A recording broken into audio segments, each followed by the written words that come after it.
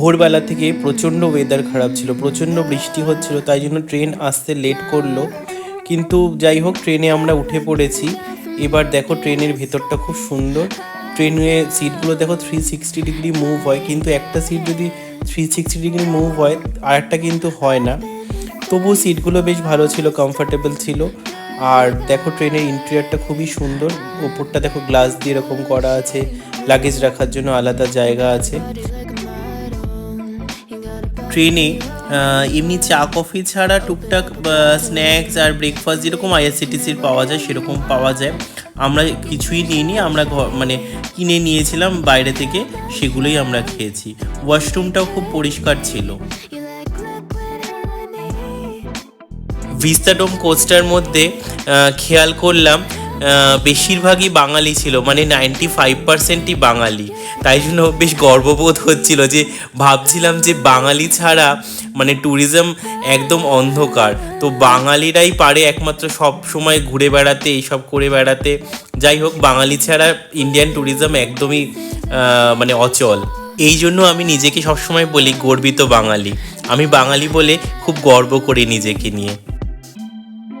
এইবার আমাদের আসল জার্নি শুরু, মানে যেই জন্য আমাদের ভিস্তাডোম কোচটার মানে কোচটাতে ওঠা, সেটা হচ্ছে ভিউ।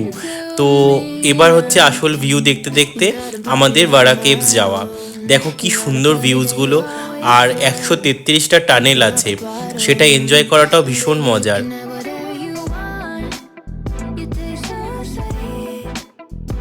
এই দেখো এরকমভাবে টানেলের মধ্যে দিয়ে ট্রেনটা যাচ্ছে, পুরো অন্ধকার গুহার মধ্যে ছোট ছোট লাইট দিয়ে। কি সুন্দর লাগে টানেলগুলো দিয়ে পাস করতে, খুব ভালো লাগে। আরাকু বা বোরা কেভস যাওয়ার জন্য একটা সাইড তোমরা অন্তত ট্রেনে রেখো, না হলে এত সুন্দর ভিউ এনজয় করতে পারবে না। তোমরা গাড়িতে অবশ্যই যেতে পারো, কিন্তু এই রকম ভিউ পাবে না। তো সেই ভিউ এনজয় করার জন্য তোমাদের অবশ্যই করে একটা সাইড ট্রেনে রাখতেই হবে।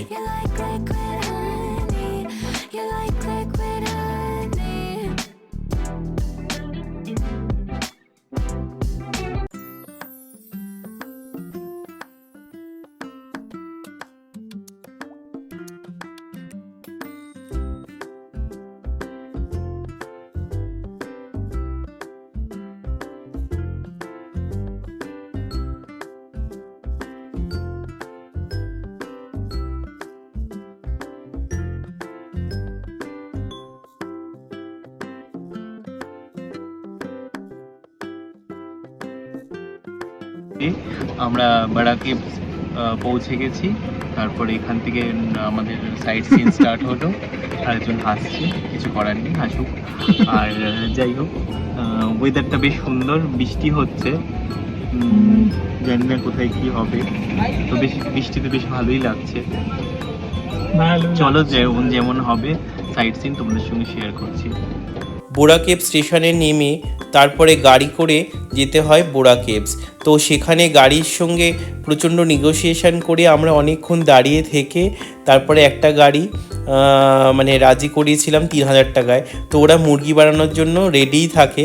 তো তোমরাও অবশ্যই করে ওদের কথায় ভুলবে না, তোমরাও নেগোসিয়েশন করে দাম কমিয়ে তবেই যেও। এই দেখো এইভাবে অনেকগুলো সিঁড়ি পার করে নিচে গিয়ে যেতে হবে বোরা কেভস। যাদের পায়ের ব্যথা তারা যেতে পারবে কি না সন্দেহ, কিন্তু আমরা পুরোটাই গেছিলাম। কিন্তু আমি ওপরে উঠিনি, অনেক ওপরেও সিঁড়ি ছিল। ভেতরটা খুবই সুন্দর, লাইট দিয়ে ন্যাচারাল, মানে যেটা চুনা পাথরের গুহাটার মধ্যে বিভিন্ন লাইট দিয়ে বিভিন্নভাবে বোঝায় যে এটা এই আকৃতি ওই আকৃতি, কিন্তু বেশ ভাল লাগে, এনজয় করা যায়। ভেতরটা বেশ ঠান্ডা, আর বৃষ্টির জন্য বেশ ভালোও লাগছিল। একমাত্র বোধহয় আমাদের ইন্ডিয়াতে এটাতেই এত ভালো করে লাইট দিয়ে করা আছে। তোমরা অবশ্যই যেও, এনজয় করতে পারবে। আমারও ব্যাক পেনের সমস্যা আর লিগামেন্টের সমস্যার জন্য আমি ওই ওপরে যে উঠে শিব মন্দির যেটা আছে সেটা আমি যেতে পারিনি। তবে আমি রেস্ট নিয়ে নিয়ে পুরো গুহাটাই দেখেছি, ভালো লেগেছে। যে যতটুকুনি পারবে তোমরা দেখো। এই দেখো ওপরে এই সিঁড়িটা দিয়ে শিব মন্দির যাচ্ছে, দূরে দেখো। আমি ওটায় চড়তে পারিনি, বিকজ আমার লিগামেন্টে খুব লাগছিল, ব্যথা করছিল, তাই জন্য আমি বসেছিলাম।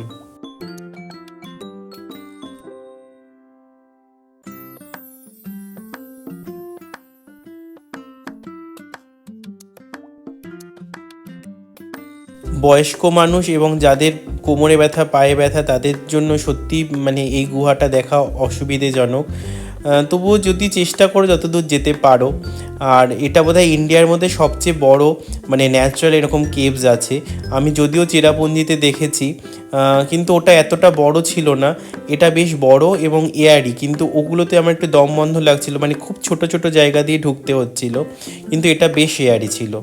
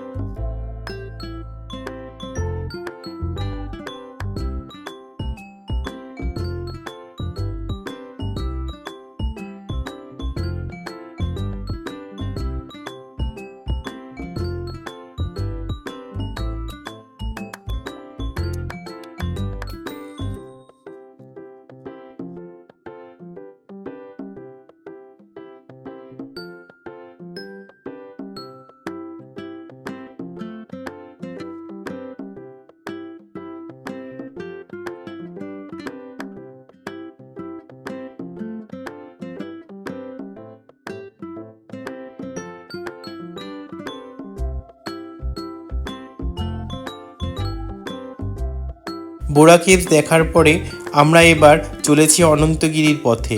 অনন্তগিরি একটা ফলস, যেটা খুবই সুন্দর লাগে, মানে বর্ষাকালে তো খুবই সুন্দর লাগে। তো আমরা যখন গিয়েছিলাম তখন একটু বৃষ্টি হচ্ছিল বলে আরও ভালো লাগছিল। রাস্তাটা খুবই সুন্দর, দেখো ভিউটা অসাধারণ ছিল। তো অনন্তগিরি ফলসটাও তোমাকে অনেকগুলো সিঁড়ি নিচে নেমে তবে নিচে গিয়ে ফলসটা দেখতে পারবে। তো বয়স্কদের জন্য আবার একটা প্রবলেম, তো কষ্ট করেই যেতে হবে। যারা যেতে পারবে তাদের জন্য ভালো, আর যারা যেতে পারবে না আর কি বলবো, মিস করবে, কিন্তু কিছু করার নেই। সত্যি খুব সুন্দর, পারলে দেখো, খুব ভালো লাগবে।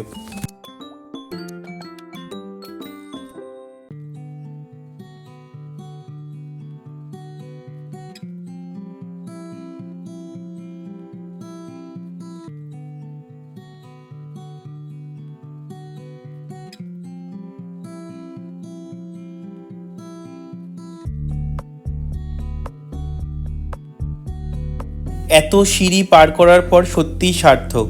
এইবার এসে দেখো কি সুন্দর, এটা হচ্ছে মেন অনন্তগিরি ফলস। এটা বর্ষাকালে আরও বেশি ভালো দেখায়, যদিও ওই সময় বৃষ্টি হয়েছিল বলে ভালোই জল ছিল, কিন্তু বর্ষাতে আরও বেশি ভালো লাগবে। দেখো আরাকু ভ্যালি বা ভারা কেভসে এই ন্যাচারাল বিউটির জন্যই লোকে যায়। ন্যাচারাল বিউটিটা সত্যিই খুব সুন্দর, দেখার মতন। তোমরাও এইগুলো অবশ্যই করে দেখো এবং এনজয় করো।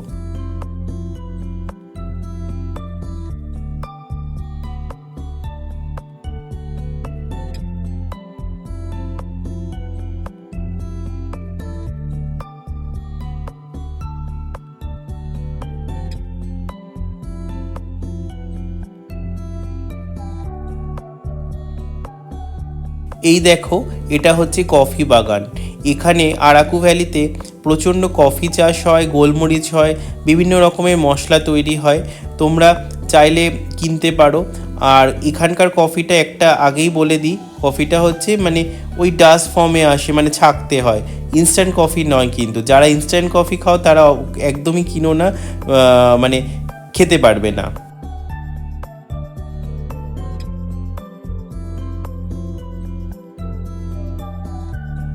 এটা হলো আমাদের আরাকু ভ্যালির হোটেল। এই হোটেলটাও আমরা মেক মাই ট্রিপ থেকে বুক করেছিলাম। তোমাদের সঙ্গে ডিটেলসটা শেয়ার করে দেবো ডেসক্রিপশন বক্সে, তোমরা চাইলে বুক করতে পারো। আর হোটেলটার একটা ভালো সুবিধে ছিল, সেটা হচ্ছে হোটেলটা একদম নতুন তৈরি হচ্ছে, মানে আমাদের ট্রাভেলটা পর্যন্ত নতুন দিয়েছে, তাই জন্য খুব ভালো ছিল। রুমগুলো বেশ সুন্দর ছিল। একটু ওয়াইফাইতে প্রবলেম করছিল, কারণ এখানে নেটওয়ার্কটা আসে না, মানে আরাকুতে না জিওটা ধরে আর অন্য নেটওয়ার্কগুলো খুব একটা ধরে না, সেটা একটা প্রবলেম। তাছাড়া খুবই ভালো ছিল হোটেলটা, খুবই পরিষ্কার পরিচ্ছন্ন ছিল, সেটা সবচেয়ে বড় পয়েন্ট ছিল।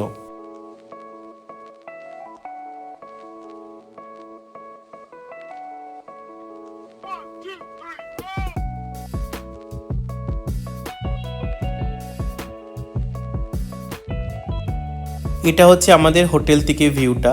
আমরা যদিও আরাকু ভ্যালির মানে মিউজিয়ামটায় যাইনি, বিকজ এর আগের বার গেছিলাম আর একটু আমরা রেস্ট করতে গেছিলাম, বারবার এই একই জিনিস দেখার কি ছিল। আর আরাকুতে আরেকটা জিনিস খুব বিক্রি হচ্ছিল, সেটা হচ্ছে ব্যাম্বো চিকেন, ব্যাম্বো বিরিয়ানি। যদিও আমার খেতে ইচ্ছে করছিল, খেতে পারলাম না, বিকজ আমার যে বন্ধুটা সে খায় না আর অনেকটা পরিমাণ দিচ্ছিল, তো এতটা একার পক্ষে খাওয়া সম্ভব ছিল না। যাই হোক, এবারকার মতন আমাদের আরাকু সফর শেষ হলো। এটা হচ্ছে আরাকু স্টেশন, ছোট্টর মধ্যে খুব সুন্দর।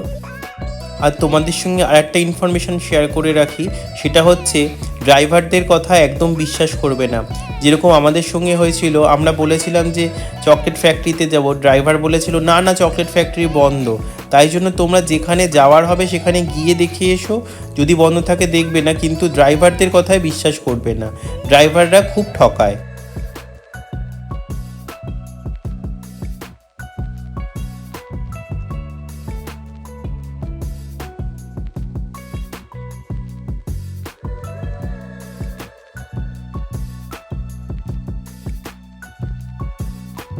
আমরা যখন আরাকু থেকে ফিরছিলাম তখন দুপুরবেলা ছিল, তখনকার ভিউটা দেখো একদম অন্যরকম। দেখে মনে হচ্ছে না দেখো বিদেশে কোনো ট্রেনে যাচ্ছি, খুবই সুন্দর লাগছিল। আর রোদ পড়েছিল তো দারুণ এনজয় করছিলাম ভিউটা।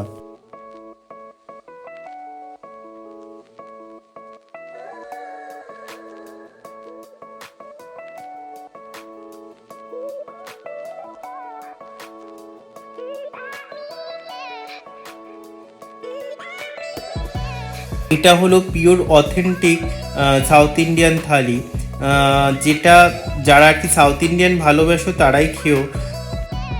এটা হলো লাইট হাউস, আর ভাইজাকে সত্যিই লাইট হাউসটা অসাধারণ ছিল। আমার একটা বন্ধু সাজেস্ট করেছিল, বলেছিল দেখিস, সত্যিই অসাধারণ ছিল। এটা যদি না যেতাম আমরা অনেক কিছু মিস করে যেতাম।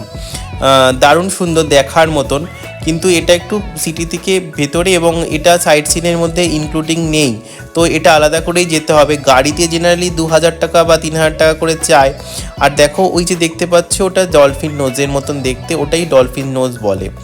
তো গাড়ি ভাড়া অনেকটাই চার্জ করে। আমাদের ভাগ্যক্রমে একটা উবার অটো পেয়ে গেছিলাম, তো আমাদের যাতায়াত মিলে 600 টাকায় হয়ে গেছিলো। তোমাদেরও যদি ভাগ্য থাকে তাহলে এরকম হতে পারে। আমার জায়গাটা খুবই ভালো লেগেছিলো আর ভিউটা অসাধারণ ছিল।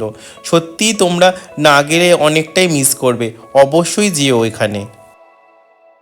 এই জায়গাটা সাজেস্ট করার জন্য আমার বন্ধুকে অশেষ ধন্যবাদ। ও যদি না বলতো আমরা তাহলে যেতামই না। তো এই জায়গাটা না গেলে সত্যি আমরা অনেক কিছু মিস করে যেতাম। অসাধারণ জায়গা।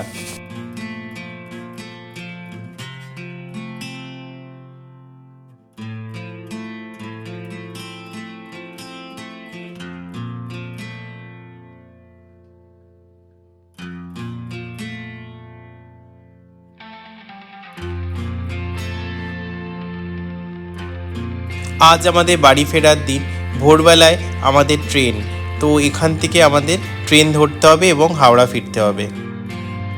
এবারকার মতন আমাদের যাত্রা এখানেই শেষ হলো। আবার অন্য কোনো মানে ব্লগে তোমাদের সঙ্গে দেখা হবে। ততক্ষণের জন্য সবাই ভালো থেকো, সুস্থ থেকো।